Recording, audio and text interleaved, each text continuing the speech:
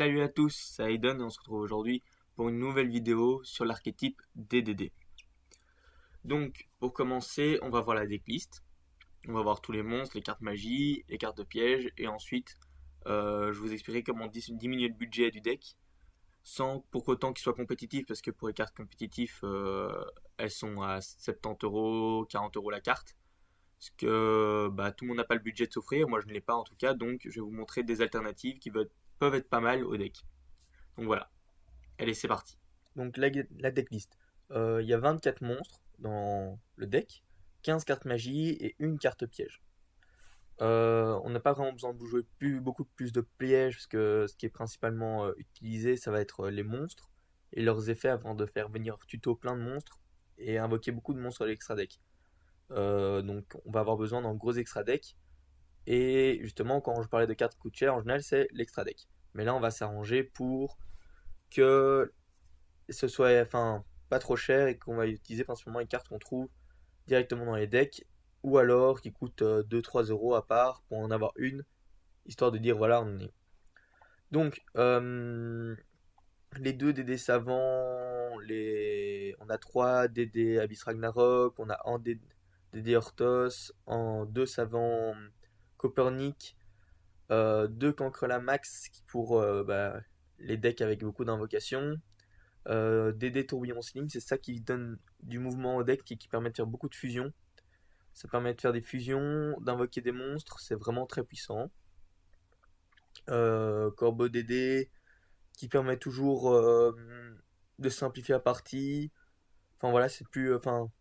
De se protéger. DD Lamia pour les synchros, c'est essentiel, elle est très très bien. En plus, elle est directement dans le deck, donc vraiment pas mal. Necroslim, la Necroslim, ça permet de faire revenir en monstre. Donc, euh, donc voilà, c'est très fort. DD Savant Kepler, chez le pendule 10, donc t'invoques n'importe quoi avec ça. Donc voilà. Euh, En plus de son autre effet. Contrat de la porte, ça nous permet d'aller chercher depuis le deck un monstre DD et le rajouter à notre main. Donc si on a par exemple que des cartes DD en main et on peut aller chercher DD Tourbillon Slim ou quoi, c'est un bon accélérateur. Contrat des Ténèbres du Marais, ça c'est pour faire des fusions, mais en soi on l'utilise pas tellement, c'est pour ça que j'ai mis qu'en une fois. 3 invitations des ténèbres, on a toujours une carte pas en trop, mais par exemple Necroslim, on n'a pas tout le temps besoin d'en avoir 2 en main, donc on peut s'en débarrasser facilement. Et d'autres cartes aussi, puis les cartes qui sont... Ah non, non là-dessus... Alors 3 pots des désirs, c'est la carte qui coûte un peu cher, mais j'ai proposé une alternative après. Donc voilà, 2 transactions, euh, bah, pour tout simplement, tu défausses une carte de niveau 8, donc tu défausses Abyss Ragnarok, et ensuite tu pioches 2 cartes, donc c'est 2 cartes gratuites. Une fois au cimetière, tu fusionnes avec Tourbillon Slim, ou voilà, donc c'est vraiment fort. Un pour tous, un pour un, ça te permet d'aller chercher une carte de niveau 1 tout simplement dans ton deck, donc tu vas chercher Lamia ou Necroslim, enfin voilà, une carte pratique, mais en une fois parce qu'on n'a pas souvent besoin de plus. Où es-tu, la carte avec le jeu de mots le plus pourri au monde. Ça c'est pour de nouveau les niveaux 1. Donc voilà, c'est pas mauvais, mais c'est pas bon non plus. On l'a joué en 2 fois, c'est surtout pour en accélérateur de deck, comme la plupart des cartes en fait. Parce que vu qu'on invoque beaucoup, on a besoin d'un gros moteur de pioche. Donc voilà. Et en espace de négation, parce que souvent quand notre board est fait, au premier tour, si on met ça, on est vraiment bien. Enfin, mais il en faut pas plus dedans parce que souvent on arrive à se refaire assez vite en board. Donc se le faire détruire, c'est pas tellement grave que ça. On n'a pas tellement besoin de contre en fait, c'est surtout agressif. Donc voilà. Et puis les contres se suffisent largement à eux-mêmes avec Cancrela Max et Corbeau DD. Donc voilà. Donc c'est tout pour la decklist. On va passer à l'extra deck.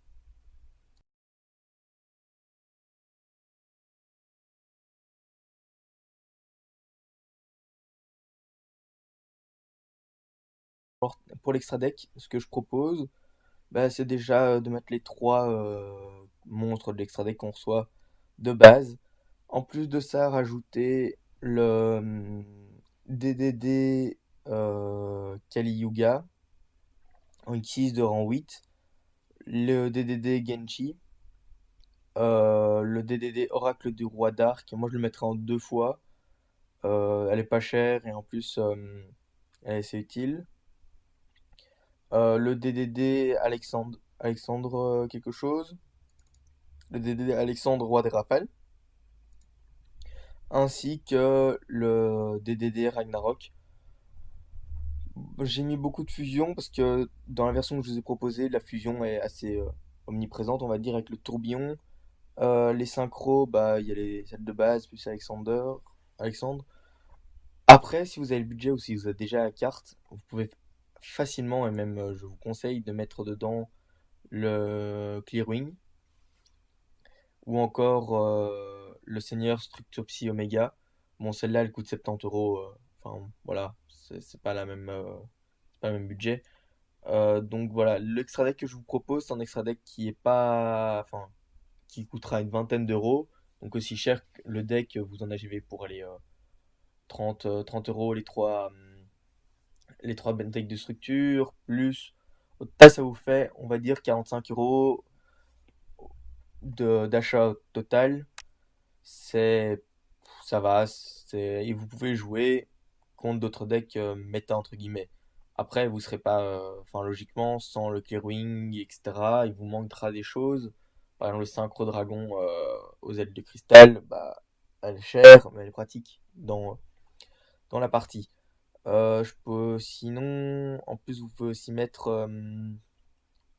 C'est pas, moi, j'ai pensé à mettre le Dragon Fusion, le tout nouveau là. Je vais regarder son nom, j'ai oublié. C'est Dragon Fusion Venin Affamé.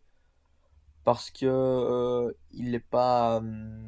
Enfin, le problème, c'est qu'il faudrait déjà une carte polymérisation, mais si on en glisse une dans le deck, je pense pas que ça le ralentit pour autant. Ça devrait aller. Donc moi, je pense que je vais les jouer. Déjà, parce que bon, il est bien cancer. Et en deck, justement, contre un autre DDD, bah, il y sera peut-être pas prêt. Donc voilà. Et peut-être moi, pour compléter Extra Deck, parce qu'il me manque des cartes, j'ai mis en Dark Rebellion. Parce qu'on n'a pas beaucoup de niveau 4, on en a 2. Mais bon, c'est Non, on en a 3. Ouais, on en a 3. C'est pas fou, on sait pas vraiment le jouer, mais c'est vraiment situationnel et au cas où. Donc voilà. Ah oui, et donc en dernier, c'est pour le pot des désirs. Je sais que c'est une carte qui coûte extrêmement cher. C'est vraiment la seule carte du main deck qui est hors prix. Elle est à 53 euros, je vois sur le site. Ce que je vous conseille d'acheter à la place, enfin, ce que je vous conseille de mettre à la place, moi, c'est ce que j'ai mis. J'ai mis deux pots de possessivité, ou trois, je sais plus. Bah, elle coûte 4 euros l'unité, donc c'est bon, voilà, ça coûte cher. Après, je pense qu'en essayant de trouver d'autres cartes, il y a moyen de le faire rouler assez facilement. Des cartes pour modifier ça, j'en ai pas vraiment d'idée en tête, mais voilà. Le avantage du pot de possessivité, c'est que c'est ciblé trois cartes bannies et vous les remettez dans le deck. Et vu que avec la carte de fusion, vous remettez souvent, enfin la carte de fusion qui est contrat maudit avec le roi, enfin, contrat des ténèbres avec le roi du marais, bah, vous allez souvent mettre des monstres en fait du cimetière en, en extra deck, enfin en banni. Du coup voilà.